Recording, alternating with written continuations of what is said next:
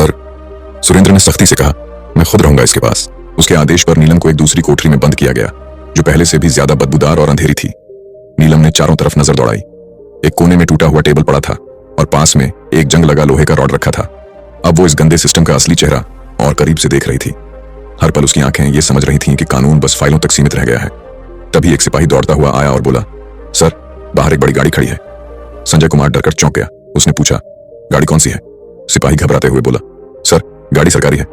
संजय कुमार जल्दी जल्दी बाहर गया और जैसे ही गाड़ी के अंदर झांका, उसकी आंखें फटी की फटी रह गईं। वो हड़बड़ाकर वापस आया और धीमे लहजे में बोला, सर। संजय कुमार झुंझलाया, क्या हुआ? कौन है? सिपाही कांपते हुए बोला, सर, डीएम साहब आए हैं। संजय कुमार का चेहरा फक पड़ गया। एसएचओ सुरेंद्र सिंह भी चौकन्ना हो गया, क्योंकि अब मामला सीधे ऊपर तक पहुंच चुका था। डीएम साहब ने थाने में कदम रखा और उनकी आंखों में गुस्सा साफ नजर आ रहा था। उन्होंने संजय कुमार की तरफ देखा और कड़क आवाज में पूछा।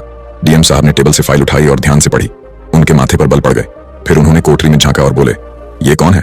सर, इस औरत पर 420 और ठगी का केस है। डीएम साहब ने पूछा, सबूत है तुम्हारे पास?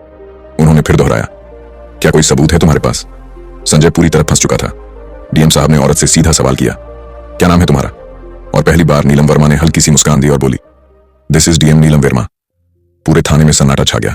सबके चेहरे उतर गए। संजय कुमार के तो हाथ पैर कांपने लगे। बाकी सारे सिपाही चौंक कर खड़े हो गए।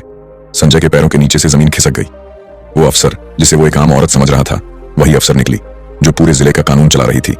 असल में वो कोई मामूली औरत नहीं थी, बल्कि वही औरत खुद एसडीएम नीलम वर्मा निकली, जिसे सड़क पर घसीटा गया था, बाल पकड़कर खींचा गया था और थप्पड़ मारे गए थे।